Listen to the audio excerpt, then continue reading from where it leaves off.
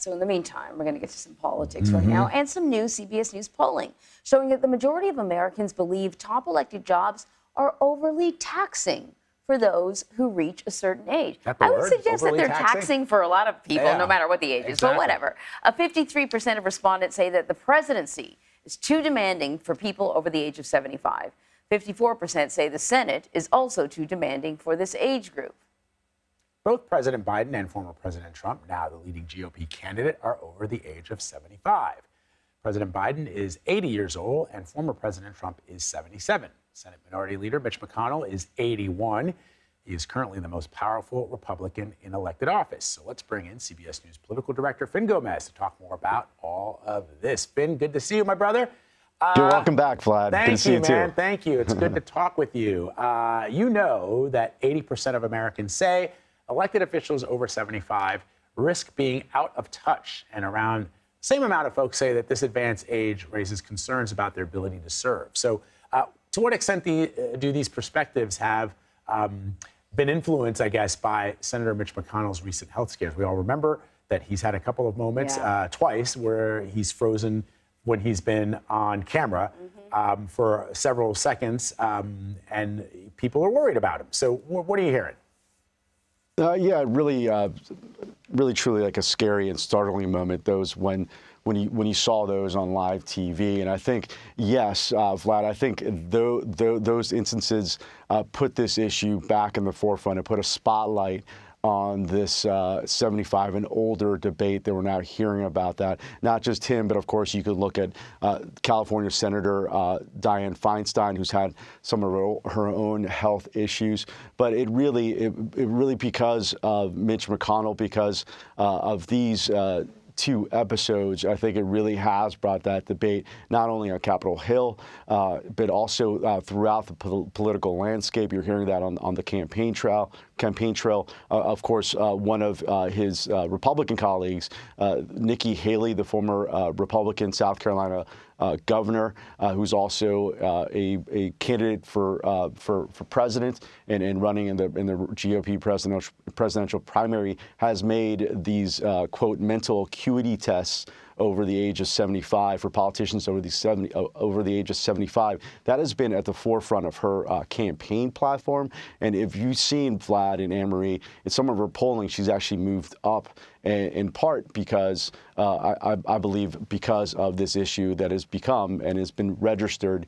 You see this not just in our survey, but in some of the other recent polling, where it has become really a key issue that has a lot of people thinking about it. So yesterday, Republican New Hampshire Governor Chris Sununu said that another Republican presidential candidate will undoubtedly defeat Donald Trump. Here's what he had to say. I expect that I'm going to be the nominee in 2024. Trump will end up as my advisor and mentor. We're going to save this country by putting all Americans first, not just Republican, not Democrat, not black, not white. America first means all Americans. That's what I stand for. Okay, so that was not the right piece of tape. That was Vivek Ramaswamy saying that he believes he's going to be the nominee. He's pretty low down in the polls, though he's got compared to Trump. Compared to Trump, yeah, though he's got a way of certainly making headlines for himself. But, you know, what are you hearing? It doesn't really seem like there is a particular a dominant competitor at this point anyways for Donald Trump, who still remains in the lead. No, I think that's a great point, Anne-Marie. And not only is he in the lead, he has a wide margin between himself and the rest of the Republican field, including Nikki Haley, including Vivek Ramaswamy, his former vice president, Mike Pence, and a slew of others. But if you listen to Governor Sununu, who at one point was considering his own Republican candidacy in this primary race, but you know he has vocalized that it won't be perhaps Donald Trump as the nominee. I think a lot of Republican insiders that I've spoken to, including some of those who are rivals of Donald Trump, they believe that there's still some legitimacy to the argument that these upcoming Trump trials, these looming Trump trials that are right in the middle, in the heart of the primary race. I mean, one of them is going to be, on January 2nd, just less than 2 weeks before the Iowa caucuses are set to start. And of course, there's one just before Super Tuesday. So I think they're thinking that because of these hurdles, that it eventually, when more Republicans start to focus, when it's right, it's game time, and they're going to make that decision and pull that lever or vote in their ballot, that they will see that while they may like Donald Trump, they will have to choose someone else, because that someone else has a better chance of defeating Joe Biden in the general election. And that argument, though it has been in existence throughout this cycle, has really become more pronounced as of late. There's also some Republicans and some progressive groups have been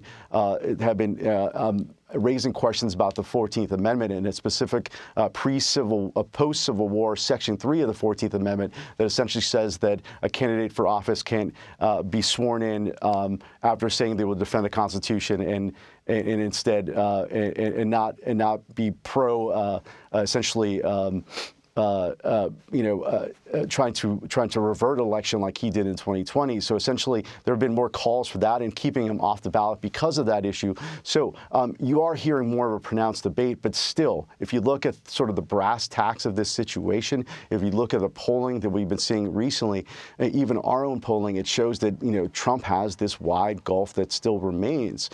So unless something really huge or seismic happens, it'd be difficult to see that trajectory really change, but it could, and I think that's what you've been hearing from folks like Sununu. I don't know what's bigger than a federal indictment, or maybe a second federal indictment, or maybe it's an indictment on the state level, or four. Yeah, it doesn't get any bigger.